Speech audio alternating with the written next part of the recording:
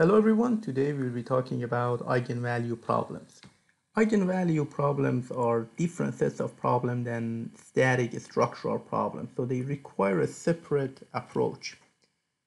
Eigenvalue problems have different applications in different fields, but for mechanical engineer they have three main applications.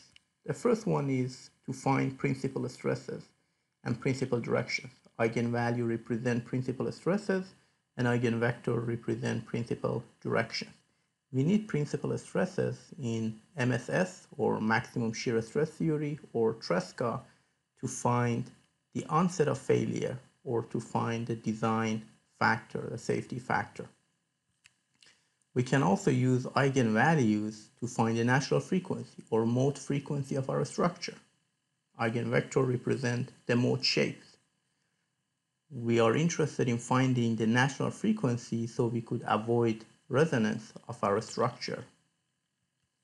And the last one would be to find the buckling load.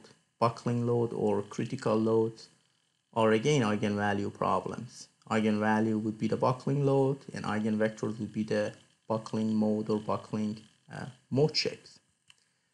But in general, eigenvalue is a mathematical operation. We want to see how we can find an eigenvalue of a simple equation. Eigenvalue is defined as the solution to this equation, where A is a square matrix n by n, U is a column vector, and lambda would be our eigenvalue. So if I move and rearrange this equation, I can write it in form of A minus lambda I U, and I need to include this identity matrix I because I can't subtract a scalar value from a matrix. So to solve this equation, either U is 0, which won't give us a practical solution, or the determinant of A minus lambda I should be 0. And that's the eigenvalue solution for us solving this determinant.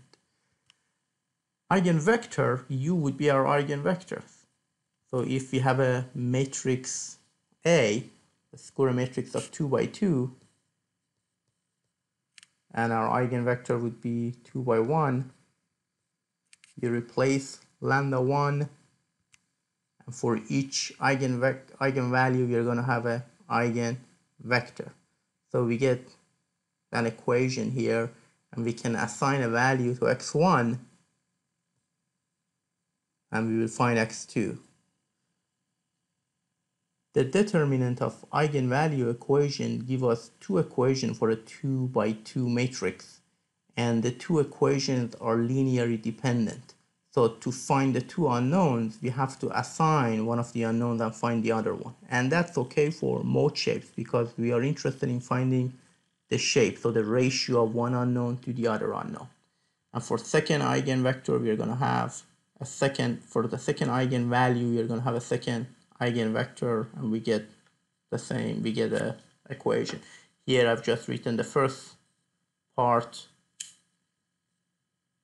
but the second equation would give you a similar answer, same answer, similar approach. So let's solve an example of eigenvalues and eigenvectors. Let's say you have a matrix A. We want to find the eigenvalues and eigenvectors of this matrix A. This matrix A could represent our stresses in a 2D case, and eigenvalues in that case would be our principal stresses. So we have to solve this determinant, our matrix A minus lambda I.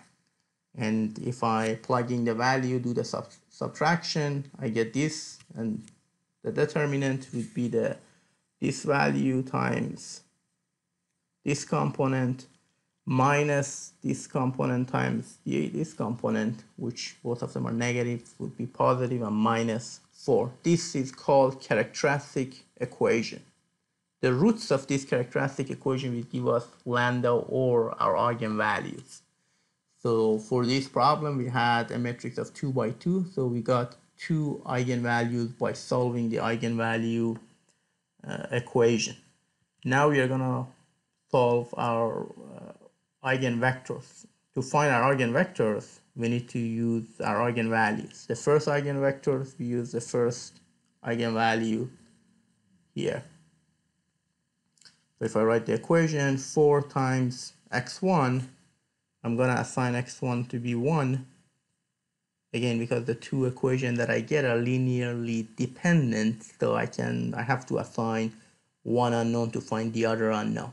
So 4 times 1 minus 2 times x2 equals 1.4 times x1, which is 1. So now that I have assigned x1, I can find x2 to be 1.3. And this is my eigenvector. Because we have to assign one value, so the magnitude is not that important. The ratio between the two is important. So the shape is more important than the magnitude itself. That's why sometimes eigenvectors are normalized and they are presented in a normalized format, which means that we have to divide each component by its magnitude.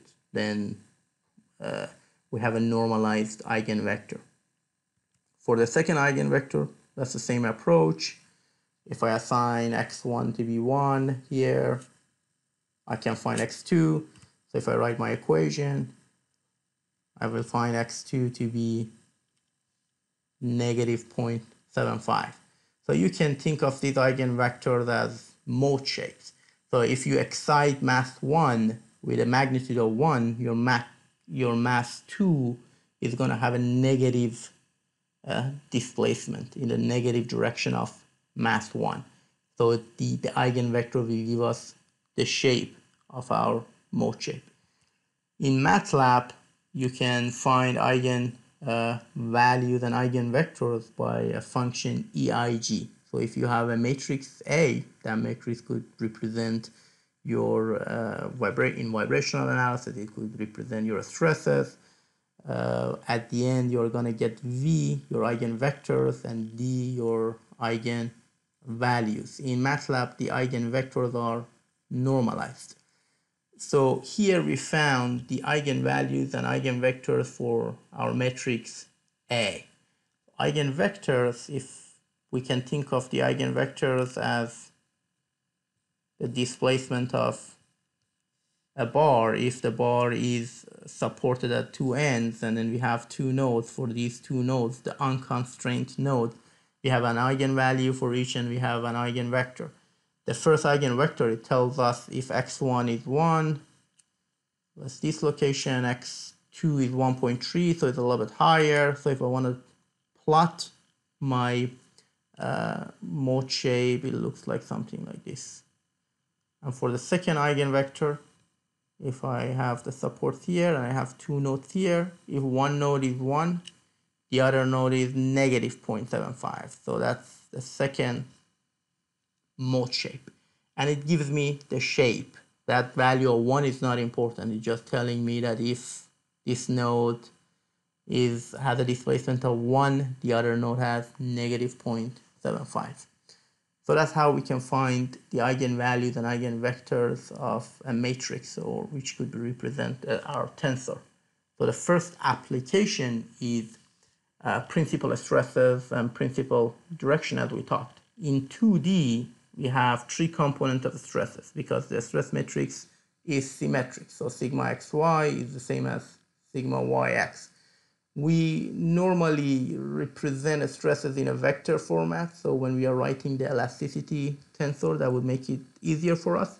But when we are dealing with eigenvalues and eigenvectors, we need a square metric. So we need to stick with the square matrix representation of our stresses. So in case of 2D, we get 2 eigenvalues, which means that we have 2 principal stresses. And in case of 3D, we get 3 principal stresses. So this is much easier than drawing a Mohr circle or writing the long equation to find the principal stresses. Just write all the stresses that you have in a matrix format and then find the eigenvalues. And then in MATLAB, if you use the function EIG, it actually sorts the eigenvalue for you as well from the lowest to the highest. And then you could take these eigenvalues, which are principal stresses, into your MSS theory and find the failure. The second application of eigenvalues for us, the mechanical engineers, in vibration. So in vibration, we have different types of analysis. So we need to pay attention which one is the eigenvalue problem. We have modal analysis, which deals with natural frequency and natural mode shapes, which is based on free vibrations. What would be the intrinsic frequency of our structure? And that's an eigenvalue problem. And then we have harmonic analysis, which is based on the steady state behavior of our structure under cyclic loading. If you have a sinusoidal loading and you want to find the behavior of your structure, that would be a harmonic analysis. And it deals with the steady state. So after enough time has passed, so the transient response has faded away, and we are only interested in the steady state. The third approach in vibrational analysis is the transient analysis, which you are only interested in the initial response of the system after excitation. So all those parameters such as the settling time, rise time, dead time, these are all dealing with the transient analysis. So in FEA, we have to be careful which analysis we are dealing with. Today, we are going to talk about modal analysis because it's an eigenvalue problem. So here I'm showing you your choices in ANSYS in both Workbench and APDL of the analysis that you choose. In Workbench, you can choose harmonic responses. I have underlined it, modal analysis, transient structural, random vibration. In APDL, you could do modal, harmonic, transient, spectrum, which is another word for a random vibration. You could assign a random vibration using a spectrum. And eigen buckling, we talked about that. Buckling is also an eigenvalue problem. So you need to choose your analysis. This is a different type of analysis than static structural analysis. So let's do a modal analysis. In engineering, we simplify a lot of structures such as building, bridges, with mass, damper, and a spring system. So if after simplification we have that system, only one mass, spring, and damper, to write our differential equation, we need to draw a free body diagram. So spring stiffness is the force of a spring stiffness is proportional to the displacement, and for the damper is proportional to the derivative of displacement to the velocity. So we can write the second law of Newton, summation of forces equals ma, and we get our general equation of vibration. But we have different types of vibrations. If our force is 0, then we are dealing with free vibration. If the force is not 0, then we have forced vibration. And harmonic analysis would be a forced vibration, and eigenvalue problem is a free vibration. And if you don't have any damping, if our vibration is not damped, then we have an undamped vibration and damped vibration. Here for modal analysis, we are going to talk about free vibration and also undamped vibration. So we are talking about a free, undamped, one mass, 1 degree of freedom vibration. So our equation is simplified. This would be 0, this would be 0, and at the end we get mx double dot plus kx equal 0. To solve this, we need to assume a solution for that. And a harmonic solution is telling us that the solution is going to be a function of sine and cosine. So in a general format, our x, the response of the system, would be function of sine and cosine. So we just assumed a coefficient of a and b. And sine and cosine are easy to take derivative of. So we can find x dot, the derivative with respect to time, and also x double dot, the second derivative, because in our equation we have x double dot. Now if you look at the x double dot, you can see the acceleration is proportional to our displacement. There is a negative proportion, but the relation between the two is just a coefficient. So if I substitute the value here, I will find omega n squared mx equals kx. So that's where your omega n squared Km equation comes from, based on harmonic solution. So if you are dealing with 1D, then yes, the solution is very simple. Omega n squared is Km. We found the natural frequency of our system. But if you have 2 degrees of freedom or more, then we need to write the matrix format of this equation. So in a matrix format, we have K minus omega n squared mx. If we look at this equation, it looks a lot like a eigenvalue equation. So either x is 0, which gives me an unpractical solution, or this the determinant of this parenthesis would be 0. That would give us the solution. So to further simplify it, I multiply each side of the equation by inverse of M matrix. So I have M inverse K minus omega n squared I. And the eigenvalue of this matrix will give me omega n squared. So a couple of things to pay attention is that the eigenvalue will give me omega n squared. So after finding the eigenvalue, I have to take a square root of them to get omega n. And x, the matrix x, would give me the eigenvectors and an eigenvector would represent the mode shape of the system. The number of eigenvalues will depend on the degree of freedom, but the unconstrained degree of freedom. So if you have different type of supports, then you are constraining the degree of freedom. If you want to have more number of eigenvalues, which means that if you want to resolve higher number of natural frequencies, you need to increase your degree of freedom. In FEA, it's very easy to increase our degree of freedom. We just make our mesh finer. We just divide our member into higher number of elements. But before we would be able to solve it, we need to know what is this M matrix that we are talking about. M is mass, but for a, let's say for a beam or for a quadrilateral element or a triangular element, how can we find the M matrix? We know what K matrix is, that's the stiffness matrix, and we found the stiffness matrix for different element type. So before we would be able to solve it, our first task is to find this M matrix. To find the M matrix, we are going to use the energy method. The energy method is the method that we use to find the other matrices of interest in FEA, such as K matrix, B matrix, D matrix. So here, because it's a dynamic problem, we start with kinetic energy. Kinetic energy would be half mx dot squared. Or if I change m to gamma a dx, I can write it in this format. So I need to find x dot, which is the derivative of my displacement.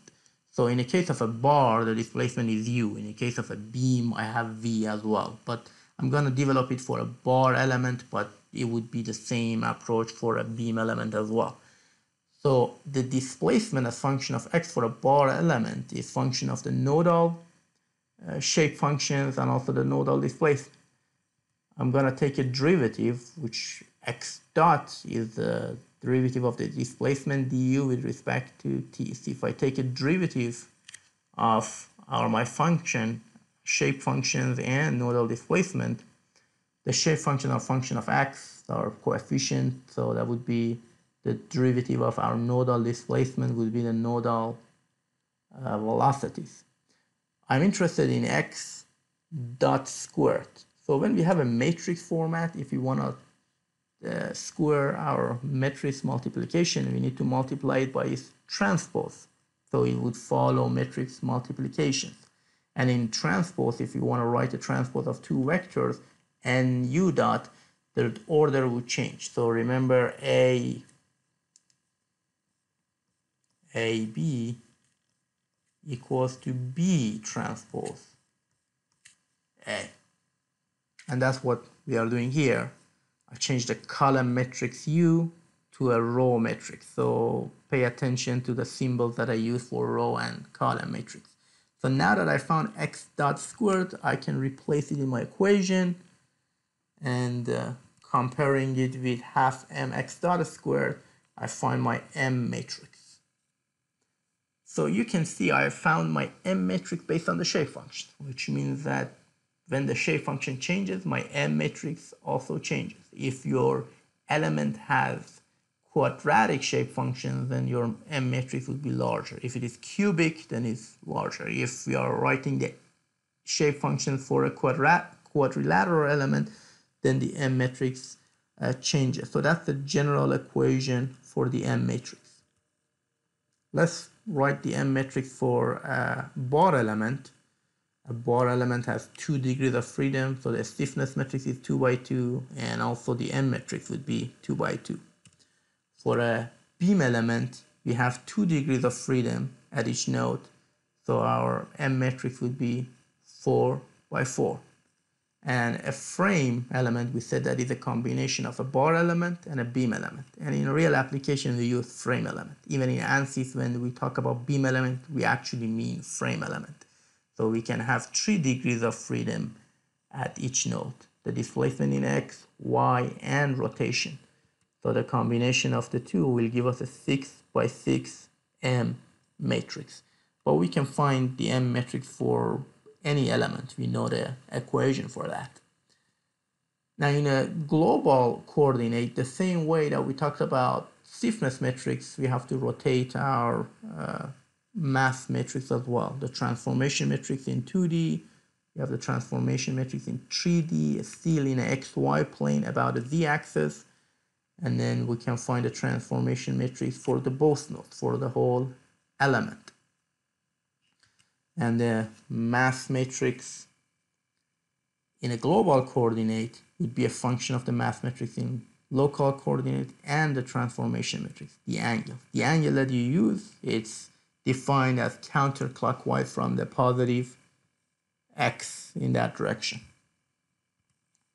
Now we're going to solve an example. Determine the natural frequency for the rod bar shown. So for this rod, this is our choice. How are we going to discretize the element? We can split it into 3 element, 4 element, and the higher number of degree of freedom, the higher number of natural frequency we can achieve. So here we are going to divide it into 3 elements or 4 nodes. 1 element here, 2, and then 3. You can see one of the nodes is constrained, node 1 here.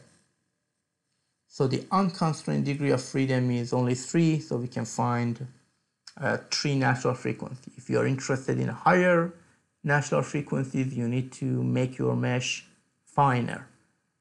So the general to find the K matrix and M matrix, we need E, A, L, and gamma. All the information is given to us. The approach is the same as other finite element approach. We're going to find first the stiffness matrix, the M matrix in a local coordinate, and the global coordinate is the same here.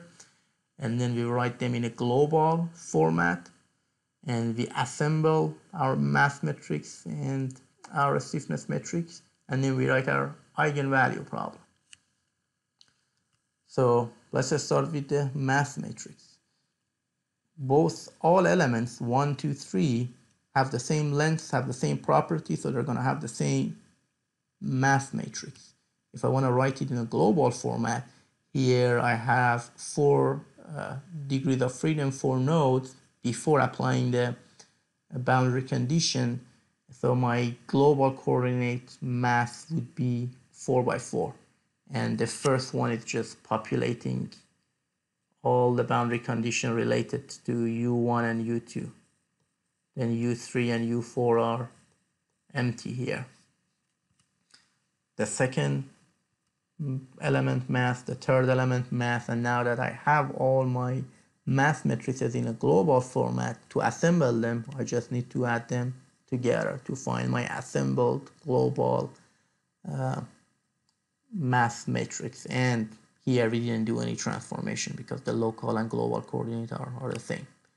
I can do the same thing for a stiffness matrix. All the elements are the same length and property, so the stiffness matrices are the same. I just need to write it in a global format. for the first element, second element, and the third element. And to assemble them, I just need to add them together because I've already written my stiffness matrices in a global format. Now that I have my stiffness and mass matrix in a global format, I need to apply boundary condition. Here is the bar element. So for node 1, the displacement is restricted. And so I need to remove the first row and the first column of my stiffness, and also the first row and the first column of my mass matrix.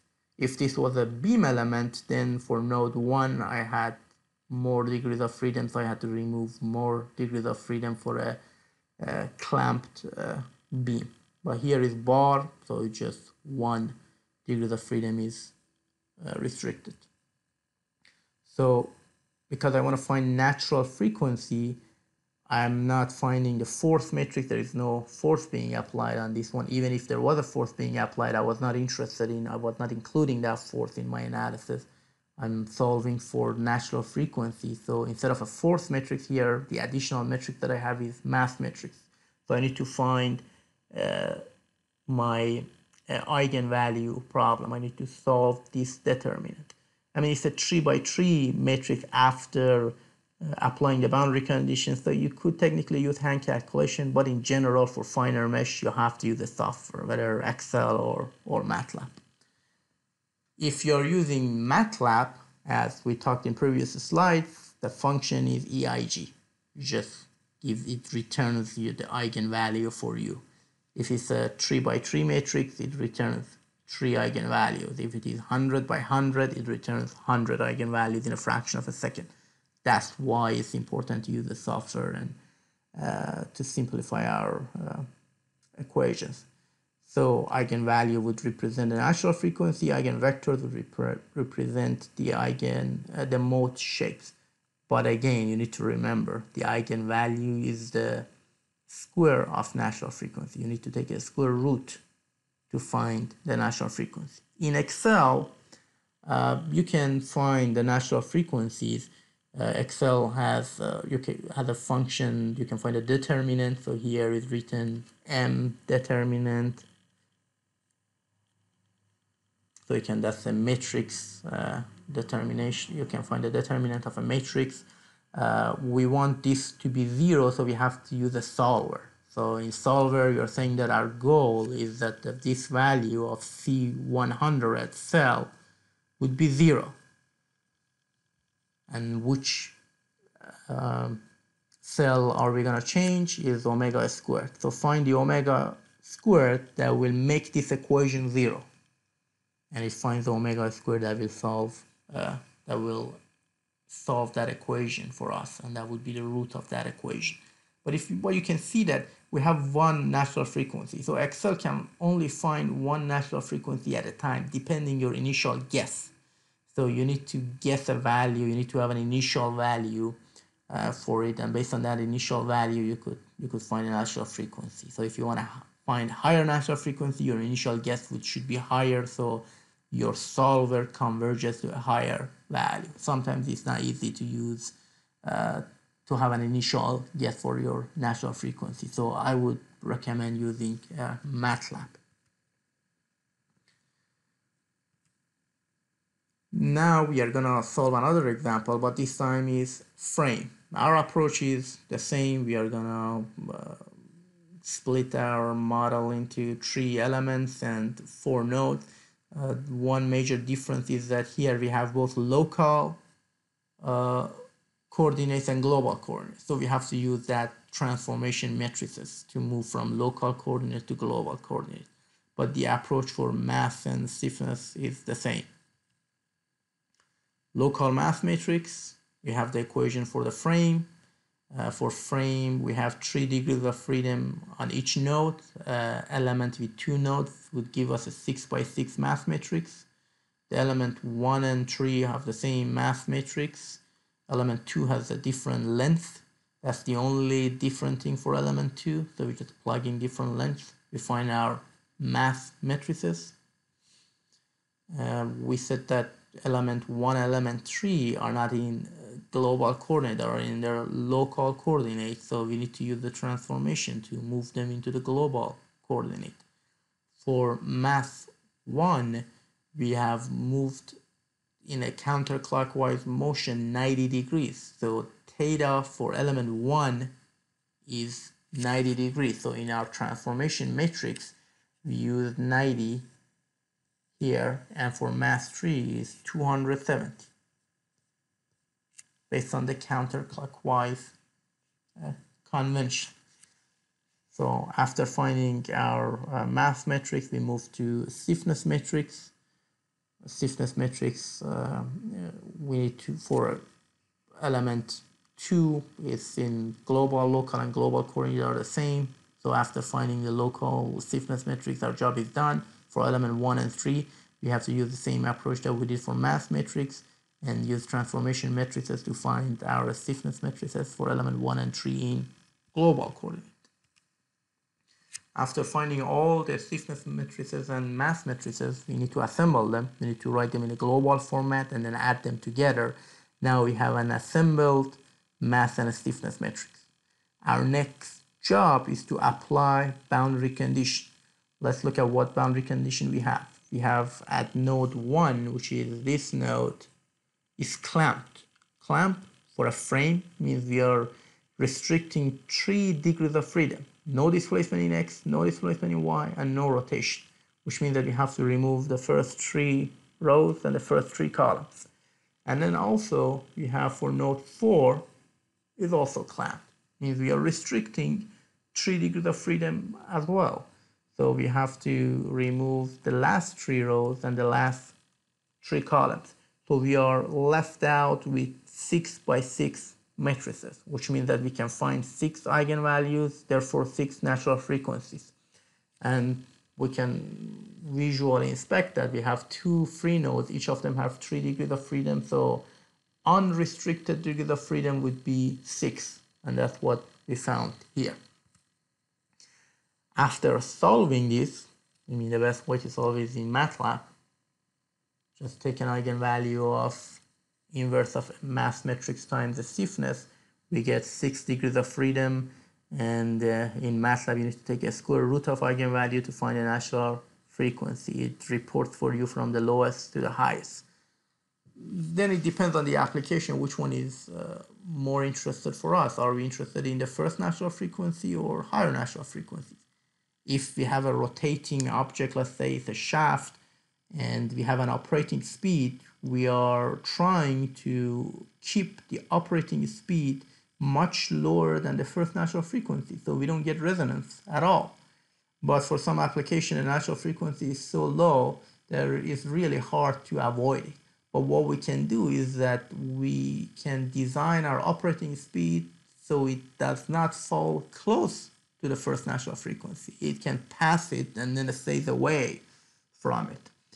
And then says it should stay away from all natural frequencies. But the higher natural frequencies are usually not considered because the value goes so high that we are not really interested. But there are some applications that you are, like satellites that we are dealing with the vibrational analysis and modal analysis, that you are interested in hundreds of natural frequencies. The third application of eigenvalues in mechanical engineering is buckling load and buckling mode. Based on Euler-Bernoulli beam, the simpler version of beam theory, the other one, the more complete one, was Timoshenko that we talked about. We have the equation for buckling of a beam. So here I show you a deformation of our structure under buckling, and that's a by solution, so it could buckle either on the right side or on the left side with the same likelihood. So we can write our eigenvalue equation k minus p kg v, which this one would be our eigenvectors, which represents our buckling mode shape. This is the mode shape that I've drawn here, is the first mode shape. The second mode shape would look like this.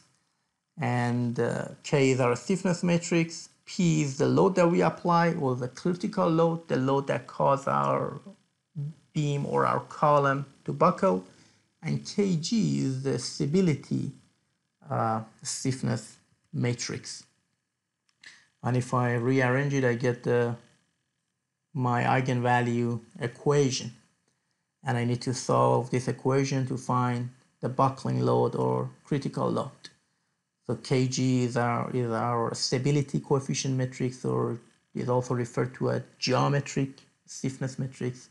And the concept is that when you're applying a tensile load, your stiffness increases, and that increase should be added to your original stiffness. Here we have compression, so that's why you see a negative sign between the two stiffness matrices. So under compression, your stiffness decreases, or you can conceptually think of it that way. That means that it aids bending, or in general it aids buckling. So then the new thing that we need to find is that the value of Kg is a new stiffness matrix for buckling of columns. We can find Kg for beams. So here is the format of Kg, the stability stiffness matrix. And if I want to write it in our eigenvalue equation format, this is the stiffness matrix. This is the force that I have, P, and this one is Kg. So buckling is defined, when you are analyzing a buckling, you have to use a beam element. You can't use a bar element for buckling because it doesn't allow any displacement in the transverse direction. So for a beam element, we have 2 degrees of freedom per node, so we have 4 degrees of freedom in total. So in FEA, you need to pay attention to the terminology that we use: bar element, or beam element, or frame, or truss, or column. Whenever we use the term column, we are referring to buckling. So column and beam, you can think of it the same way, just the application that we use, the terminology is different. We use buckling of column, means we are under compression. Beam is a more general case. So after we write, we don't have any mass matrix or force matrix. The two matrices that we deal with in buckling is the stiffness matrix and our newest stiffness matrix that we call it the stability stiffness matrix. We need to apply boundary condition to remove the corresponding rows and columns. And in buckling of columns, we have 4 different types of boundary conditions. We can have fixed free.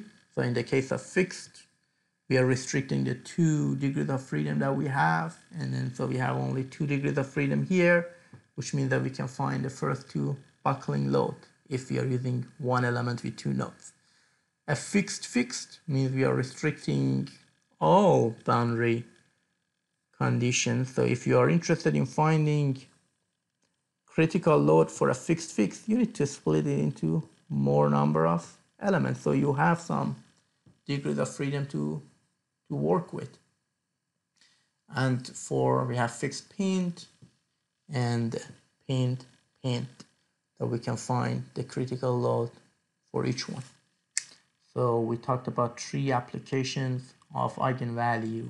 The first one was principal stresses, the second one was modal analysis, and the third one was buckling analysis.